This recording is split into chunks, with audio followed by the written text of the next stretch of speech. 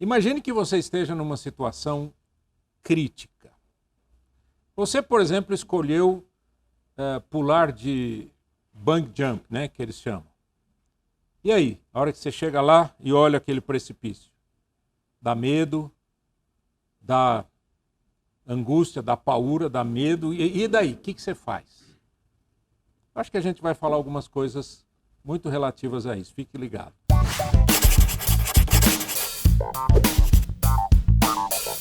Hoje a nossa mensagem é sobre coragem. Mas que mensagem sobre coragem? O que é isso? Eu tenho falado para vocês que a gente tem procurado pensar um pouco na ótica de Aristóteles, as virtudes e os vícios que Aristóteles trata. Então veja, por exemplo, esse próximo slide, o que diz aí. As virtudes aristotélicas são baseadas na doutrina do meio termo, que afirma que a virtude é um equilíbrio entre dois extremos, o excesso e a deficiência. Eu estou utilizando essa lógica, mas a gente vai aprofundar em outras áreas também, principalmente em áreas cristãs, áreas bíblicas cristãs, porque esse é o nosso objetivo aqui. Então veja que, para Aristóteles, a coragem está entre dois extremos. Um extremo é a covardia e o outro extremo é a temeridade.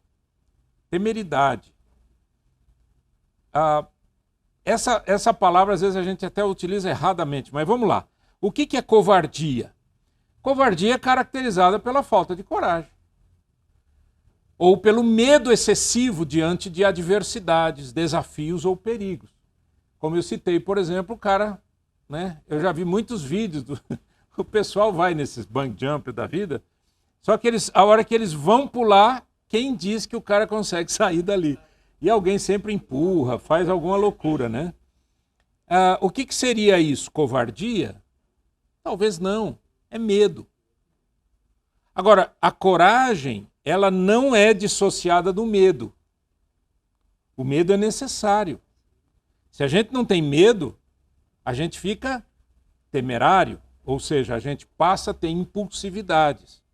Então, a covardia, ela leva a pessoa a subestimar suas próprias habilidades, a ter uma atitude excessivamente cautelosa e agir de maneira ineficiente ou inapropriada. O que seria um texto bíblico para isso? 2 Timóteo 1,7. Quer ler para mim, comigo? Vamos lá? Pois Deus não nos deu espírito de covardia, mas de poder, de amor e de equilíbrio. A covardia é quando eu tiro da minha vida todos os fundamentos que eu tenho cristãos. Porque se Deus não me deu espírito de covardia, por que eu vou ser covarde diante das adversidades? A coragem é sempre um enfrentamento. Eu tenho que ter coragem até para viver, né, gente? Vamos falar a verdade. A gente tem que ter coragem para trabalhar. A gente tem que ter coragem para começar um negócio, né? A gente tem que ter coragem. Agora, quando eu estou diante de uma adversidade, ou um desafio, ou algo assim, e eu me acovardo, é porque eu estou subestimando as minhas possibilidades, ou subestimando o próprio Deus, que não me deu o espírito de covardia. E o que é temeridade? Temeridade é caracterizada por uma atitude imprudente, impetuosa ou excessivamente audaciosa diante de adversidades, desafios ou perigos. A temeridade leva a pessoa a superestimar suas próprias habilidades, a agir sem pensar e muitas vezes a se colocar em situações perigosas ou prejudiciais. Anos atrás, eu estive em Acapulco, no México, e eu fui ver o que eles chamam de os clavadistas, los clavadistas. Os clavadistas nada mais são do que os mergulhadores. Esses mergulhadores têm uma pedra muito grande lá, e o cara sobe, mas ele não sobe de elevador, nem de escada, ele sobe pela pedra, na unha. Então ele está dentro da água, ele vai subindo, subindo, subindo, parece umas aranhazinhas. Eles vão, e aí tem estágios, né? Tipo trampolins de metros, né? E aí, um pouco mais baixo, eles começam mais baixo e vão fazendo toda aquela cena, é um show. Né? E a gente fica numa pedra em frente. Então aqui está toda a população e aqui o pessoal. E aí eles mergulham. Eu fiquei pensando, gente, o que é isso? Isso é coragem? Ou é temeridade, loucura, impulsividade? O que é isso? É óbvio, eles são profissionais, fazem isso desde pequenininho. Inclusive tem alguns jovenzinhos, adolescentes que fazem isso e já vão ali. Mas já se arrebentaram muito, obviamente. Aquilo lá, eles têm que medir. Porque ali é uma como é que chama isso? Não é uma enseada que chama? É um poço ali, né? É um poço. E o mar vem e levanta a água e depois ele vai embora, né? E ele tem que medir lá de cima a hora que ele consegue mergulhar, e ele tem que mergulhar exatamente naquela hora, senão ele quebra a cabeça numa pedra, né? Por que eu estou dizendo isso? Porque há muitos casos na nossa vida em que a gente se sente assim como esses mergulhadores, só que sem experiência. É a temeridade funcionando. É quando eu superestimo a mim mesmo, achando que eu consigo, eu posso. Eu vou lá, eu consigo, eu faço. Né? Ou é uma questão física, ou é uma questão emocional, mas não importa. E a gente precisa tomar cuidado com isso. Então, entre os dois extremos é que vai estar a coragem. Mas vamos ver um texto bíblico para a temeridade. A Bíblia diz em Provérbios 22, 3, leia comigo. O prudente percebe o perigo e busca refúgio. O inexperiente segue adiante e sofre as consequências. A temeridade é exatamente quando a simplicidade exagerada, quando a pessoa não considera a sabedoria, quando ela não considera a prudência, né, e vai fazendo coisas assim perigosas.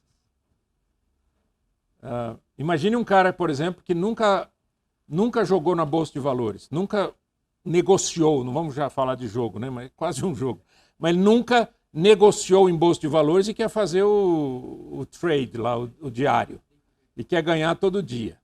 Né? É uma temeridade. Não é uma temeridade porque é um temor, é uma temeridade porque é uma impulsividade que vai custar muita coisa. É uma aventura, é um risco muito alto. Né? E existem muitos estudos sobre isso, sobre por que as pessoas se sentem mais ou menos assim, arriscando, etc., não vem ao caso para nós. Eu quero ler com você esse texto de João, capítulo 18, verso 1 a 11. Tendo terminado de orar, Jesus saiu com os seus discípulos e atravessou o vale de Cedron. Do outro lado, havia um olival, onde entrou com eles. Ora, Judas, o traidor, conhecia aquele lugar, porque Jesus muitas vezes se reunira ali com os seus discípulos. Então Judas foi para o olival, levando consigo um destacamento de soldados e alguns guardas enviados pelos chefes dos sacerdotes e fariseus, levando tochas, lanternas e armas. Jesus, sabendo tudo o que lhe ia acontecer, saiu e lhes perguntou: a quem vocês estão procurando? A Jesus de Nazaré, responderam eles. Sou eu, disse Jesus. E Judas, o traidor, estava com eles. Quando Jesus disse, sou eu, eles recuaram e caíram por terra. Novamente lhes perguntou, a quem procuram? E eles disseram, a Jesus de Nazaré. Respondeu Jesus, já disse a vocês que sou eu. Se vocês estão me procurando, deixem ir embora esses homens. Isso aconteceu para que se cumprissem as palavras que ele dissera, não perdi nenhum dos que me deste. Simão Pedro, que trazia uma espada, tirou-a e feriu o servo do sumo sacerdote, decepando-lhe a orelha direita. O nome daquele servo era Malco. Jesus, porém, ordenou a Pedro, guarde a espada. Acaso não haverei de beber o cálice que o Pai me deu? Veja que nesse texto a gente tem muita coisa aí para... Mas dentro do assunto que nós estamos conversando, nós temos 3 questões. A primeira, a covardia. Onde que está a covardia? Tem um outro texto que diz o seguinte, pode clicar. Mateus 26 diz, então todos os discípulos o abandonaram e fugiram. Porque tem esse texto de João que diz que Jesus disse, olha, vocês estão me procurando, deixo meus discípulos ir embora. Mas tem um outro texto em Mateus que diz que os discípulos fugiram, ficaram com medo, foram embora. E aí se estabelece a covardia. Agora, você tem a coragem de Jesus ao dizer para Pedro, olha Pedro, guarda a espada, não haverei de beber o cálice que o Pai me deu? Você lembra daquele texto bíblico que diz que Jesus está lá no Monte das Oliveiras e ele começa a suar grandes gotas de sangue? Você lembra desse texto? E ele não começa a suar grandes gotas de sangue porque ele apanhou. É porque ele estava numa luta interior muito grande. Ele era um ser humano, ele era Deus, mas era um ser humano, com todas as características de um homem. E ali naquele momento, o que ele estava sofrendo? Ele diz, Pai, se possível, afasta de mim esse cálice. Contudo, não seja o que eu quero, mas o que tu queres. A coragem se estabelece muitas vezes quando você e eu assumimos essa postura. Eu vou obedecer a Deus, custe o que custar. Não é impulsividade, não é loucura, mas é obediência. Agora, a temeridade nesse texto foi quando Pedro puxou a faca, puxou a espada, né? E cortou a orelha do Malco. Não era para fazer isso. Jesus nunca ensinou eles para fazerem. Mas ele achou que devia, foi impulsivo, certo? Alguém tá me atacando, eu vou atacar primeiro. Coragem. Vamos falar um pouquinho mais sobre coragem, que é uma virtude cristã. 1 Coríntios 16, 13. Leia comigo. Estejam vigilantes, mantenham-se firmes na fé, sejam homens de coragem, sejam fortes. Olha que legal. Deus está falando para a gente, nós somos homens. Esse é um movimento de homens. O que Deus está falando para a gente nesse texto? Coragem. Fique firme. Seja assertivo. Assertivo não é acertar. Assertivo é convicção, firmeza. É a convicção de que eu sei para onde eu estou indo. Eu sei por que eu estou indo. Eu tenho um propósito de vida para cumprir. E eu preciso ter coragem para isso. Obedecer a Deus não é fácil, gente. Nunca foi. Nunca foi. Ir à igreja, voltar da igreja, né? Ou ir a um culto, sair do culto, ir cantar e voltar, ir para um show e voltar, não precisa ter nada a não ser saúde. Isso não é obedecer a Deus necessariamente. Obedecer a Deus é quando o Senhor fala assim, ore pelo seu inimigo. Ore por aquele que te persegue. É quando Deus nos leva a situações que são absolutamente contrárias ao que nós queremos. Então, por exemplo, olha, se alguém te ferir numa face, dê a outra face. Se alguém te pegar a túnica, dá a capa também. Ou pegar a capa, dá a túnica. É isso que é difícil. E precisa coragem. Lá em Josué capítulo 1, versículo 9, o Senhor fala para Josué, você tem que ter coragem. Coragem para obedecer as minhas palavras. Porque Josué assume uma liderança, Moisés morreu, né? Foi levado pelo Senhor, morreu. E agora? Quem que ficou? Josué. E o que Deus fala para Josué? Josué, você precisa de coragem. Precisa ser um homem de muita coragem para viver os princípios de Deus num tempo tão louco como o que nós estamos vivendo. Quando eu estava falando sobre a verdade, eu falei sobre aquela questão de conformidade, né? O que é a questão de conformidade? O mundo quer que eu seja como eles querem que eu seja. E fazem de tudo, eles vão afunilando assim, ó, para que você se torne um deles. Precisa ser um homem muito corajoso para ser um homem cristão no tempo que nós estamos vivendo. Em que a mentira se estabeleceu como regra geral, não é? Em que as pessoas não respeitam umas às outras, em que a pornografia cresceu de uma forma absurda, chegando no celular de uma criança, né? Perdendo os valores, a família perdendo os valores, e tudo isso que vocês conhecem, que eu não preciso ficar repetindo. Então a gente precisa de coragem. Vamos ver alguns princípios. Uma definição: a coragem é uma qualidade humana que envolve a disposição de enfrentar e lidar com situações adversas, perigosas ou desafiadoras, mesmo na presença do medo e da incerteza. E eu peguei um dito de Sêneca, um filósofo, que ele diz uma coisa interessante. Ele diz: coragem é a resistência a dificuldades, não porque não sentimos medo, mas porque acreditamos que algo é mais importante que o medo. Legal isso. Gostei dessa. Eu vou enfrentar, não é porque eu não tenha medo.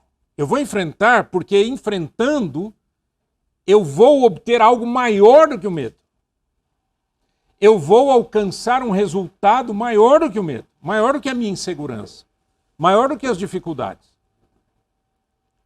Biblicamente falando, tem alguns princípios que eu quero ver com vocês. Vocês estão acordados? Estão comigo? Então, bate palma, vamos ver.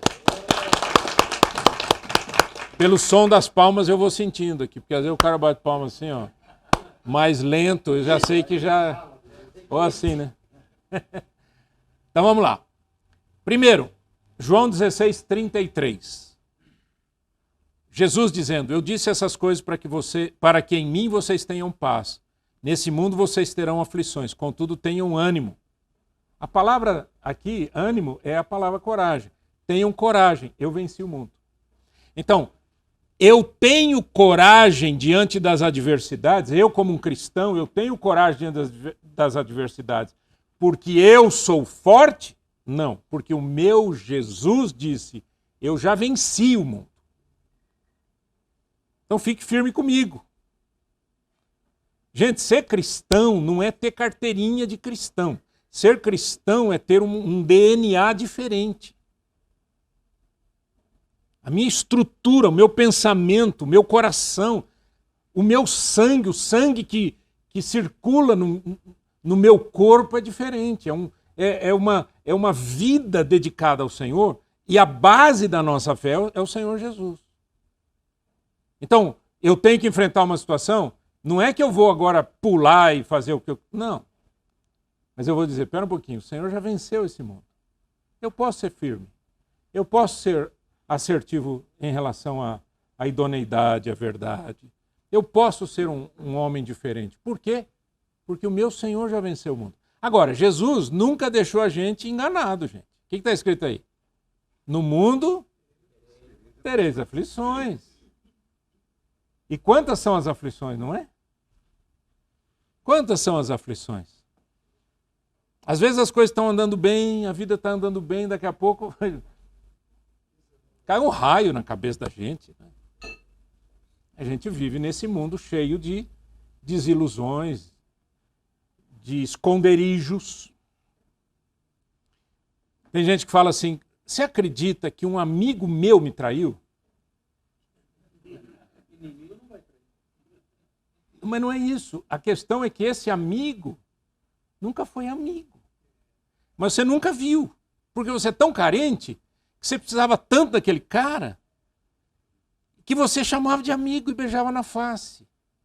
Você lembra o texto de João 18? Quem traiu Jesus foi um discípulo de Jesus. Não foi um romano que veio, eu vim aqui prender o senhor. Foi um discípulo que falou para os soldados, vocês estão atrás dele? Quanto é que vocês me dão? Eu sei onde ele está. E o cara de pau vai junto. Você viu que o texto estava escrito assim, e Judas estava com eles? Agora, Jesus nunca foi enganado por Judas. Vocês têm que entender isso. Porque no dia da ceia, Jesus disse, um de vocês vai me trair. Imagina, gente, imagina a cena. Por isso que eu acho que nós temos que ser mais fortes. Nós somos muito mole, tudo polenta, tudo merreca. É um negócio assim meio disforme, né?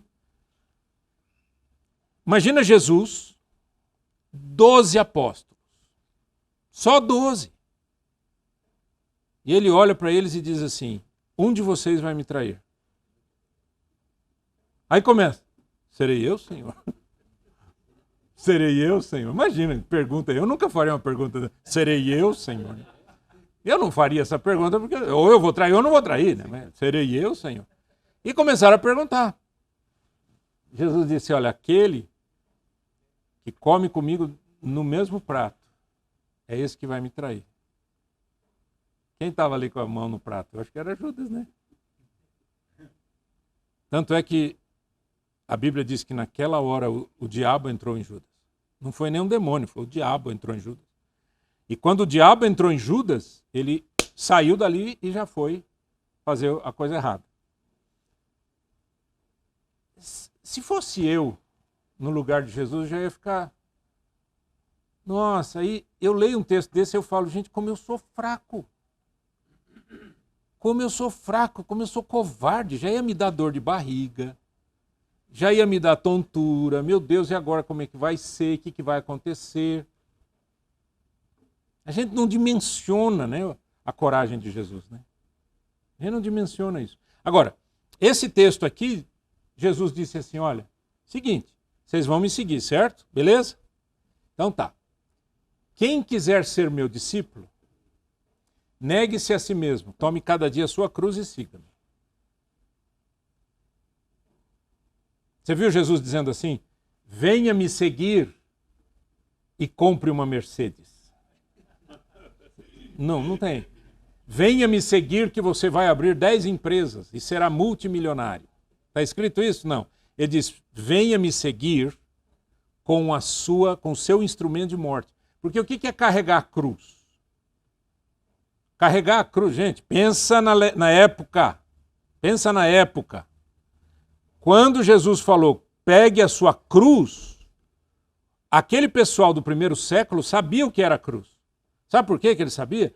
Porque Pilatos gostava de matar o pessoal na cruz. Teve um dia lá, uma época, em que Pilatos matou 2.000 pessoas. E ele gostava de colocar esse pessoal pendurado na cruz nas vias onde as pessoas passavam. Então, quando Jesus diz, pegue a sua cruz e siga-me, não é aquela coisa assim, ai, estou levando ao Senhor todos os meus problemas. A minha cruz. A minha cruz é minha esposa. A minha cruz é minha sogra. Tem gente que acha isso. A minha cruz é o meu trabalho. Meu chefe é minha cruz. Não, a sua cruz é o instrumento de morte. Aí eu fico pensando, que convite maravilhoso. Venha morrer comigo. Essa é a questão. Venha morrer comigo. Um dia chegou um cara para Jesus e falou, seguir-te-ei por onde quer que tu fores. Jesus disse, eu não tenho onde dormir. Vai me seguir? Mesmo assim? Não vai ter congresso em 5 estrelas, congresso em hotel 5 estrelas, não vai... Percebeu como nós estamos meio malucos? Nós estamos tudo doidos. O mundo cristão está doido. Né? Acha que seguir a Cristo é participar de show, é fazer encontro, é fazer não sei o quê e tal, ganhar umas flâmulas bonitinhas, ganhar umas carteirinhas, botar um...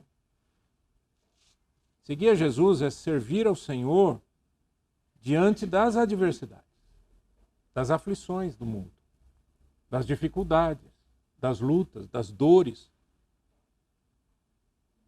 Eu estou numa cidade do interior de São Paulo, chegando assim à noite, e minha esposa já estava com uma amiga dela num restaurante. E eu só tinha que fazer uma curvinha, virar ali, estacionar e ir no restaurante, ficava na outra esquina. A hora que eu parei aqui, nessa via, eu olho do meu lado e eu vejo um vendedor de pipoca, ajoelhado, com o rosto no chão. Essa é a cena, ok? E ele ali, com o rosto no chão. Eu atravessei, estacionei, saí a pé, voltei para aquele lugar. Encontrei ele e falei, e aí, filhão, o que está acontecendo? Eu estou orando aqui. Você está orando? A vida está difícil. Disse, olha, eu sou cristão também, eu sou pastor. Eu quero que você seja muito abençoado. Está aqui uma oferta minha. Ele olhou para mim e falou assim, o senhor ora por mim agora? É claro que eu oro. Via lotada de gente indo, voltando, carro para lá, carro para cá. Eu podia muito bem ir para o restaurante, comer minha comidinha, né? O que eu fiz ali? Eu enfrentei uma adversidade, eu enfrentei um bloqueio humano, que é o meu bloqueio humano. Porque eu não sou bom. Deus é bom. O meu coração é mau. O meu coração não liga para os outros. Mas Deus ama essas pessoas, certo? E aquela imagem marcou a minha vida pelo seguinte. Falei, gente, é um homem que está, obviamente, precisando de mais, né? Vendendo pipoca, mas ele sabia em quem ele podia confiar. Ele podia confiar no Senhor.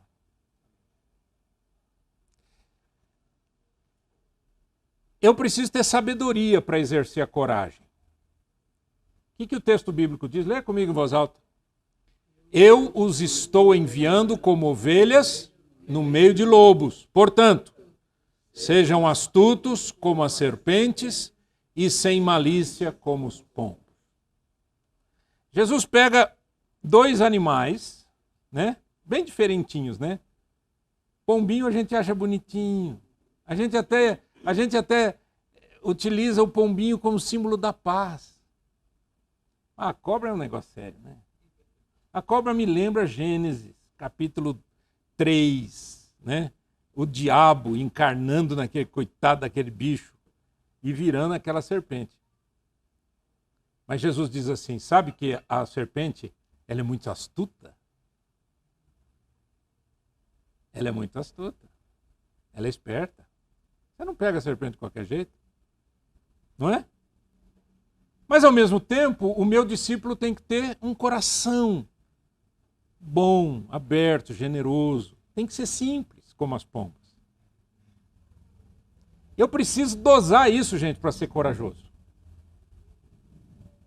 Dosar um coração bom, generoso, gracioso, abençoador, com astúcia, esperteza, calma, pensa.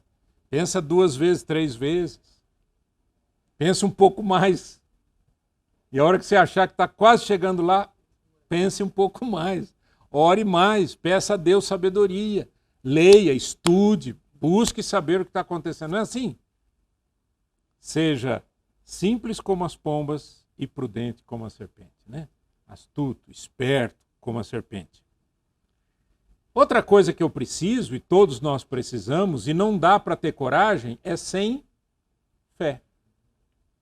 Vamos ler esse texto juntos? Vamos lá. Isaías 41, 10. Por isso, não tema, pois estou com você. Não tenha medo, pois sou o seu Deus.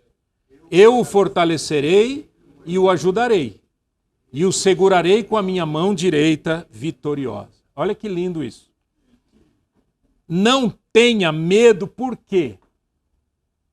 Porque eu estou com você. Então, a presença do Senhor. Não tenha medo, porque eu sou o teu Deus. Não tenha medo, porque eu fortaleço você, eu ajudo você, eu seguro você com a minha mão direita. Não precisa ter medo. Então não tenha medo de dar um salto de fé. Mas não faça isso só como pomba, faça isso também como serpente. Mas não tenha medo, por quê? Porque o Senhor é aquele que nos segura das nossas mãos. Né? Estão acompanhando, queridos? Olha, todo dia nós estamos enfrentando desafios. Todo dia, não é?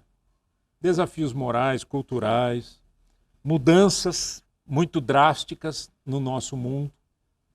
Outro dia eu trouxe uma mensagem aqui dizendo que no ano de 2030, se não me engano, tinha sido feito um estudo sobre isso, acho que era 2030, e que a maioria das profissões que nós conhecemos iriam desaparecer. Hã? Não, 2030. Em 2030, daqui a alguns anos, daqui a 7 anos, a maioria das profissões que nós conhecemos iriam desaparecer.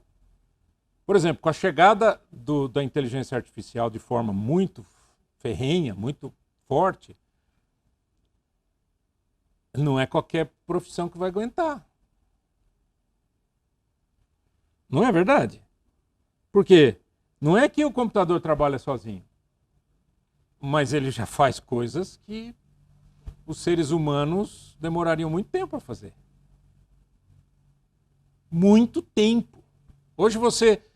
Gente, tem de tudo. Cada dia eu estou ficando... O Bernardo que conhece essas coisas, né? Cada dia eu fico mais impressionado. Né? Já existe possibilidade hoje, por exemplo, de eu pegar essa mensagem em áudio e a inteligência artificial transformar em texto. E resumir ainda, e ainda arrumar, e ainda corrigir. A última vez que eu fiz isso, deixa eu contar isso aqui para vocês, para muita gente que não sabe.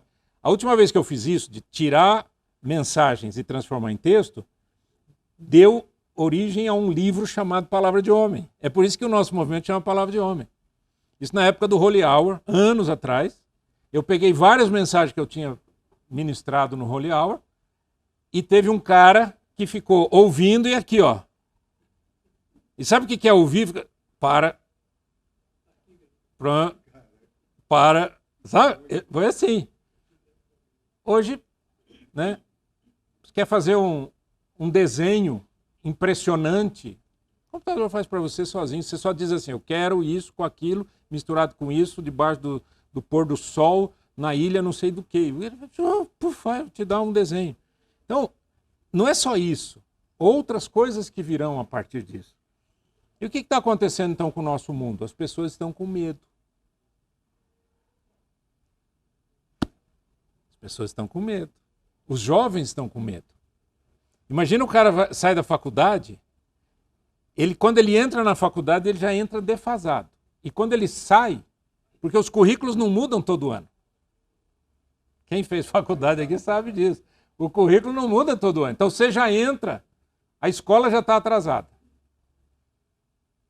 Quando ele sai, é um troglodita no mundo. Gastou uma fortuna, se for faculdade paga, e ele sai e não sabe o que fazer. E nós estamos falando de quem? Dos nossos filhos, dos nossos netos. Nós estamos falando dos jovens. E aí o que acontece? As pessoas estão com medo. O Covid fez o que com as pessoas? Trouxe medo. Medo de encostar nas coisas, medo de pôr a mão numa cadeira. O cara, medo de tudo, deu briga de pessoas encostarem umas nas outras. Né? E mais, voltou o presencial e muitas pessoas não querem voltar para o presencial. E aí elas entram numa caixinha chamada home office. Amém, Mas tem gente que está ficando doente por causa disso, porque não se relaciona com mais ninguém. É só vídeo e texto. E vídeo e texto. E vídeo e texto. Que mundo que nós vamos colher daqui a pouco? Então, querido, sabe qual é o meu desejo hoje? E nós vamos falar mais sobre coragem. O meu desejo hoje é que a gente saia daqui dizendo, Senhor, eu não quero ser nem covarde e nem impulsivo demais.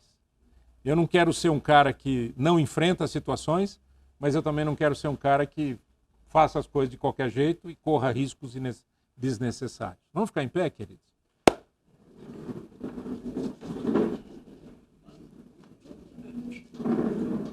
Eterno Deus, abençoa cada coração aqui, cada homem. Eu quero ser um homem de coragem. Eu quero ser um homem, Senhor, que enfrente as adversidades com fé, com sabedoria, com a estratégia de Deus, sabendo que o Senhor é quem está conosco. Nós não estamos sozinhos. Bendito é o nome do Senhor. Em nome de Jesus, amém.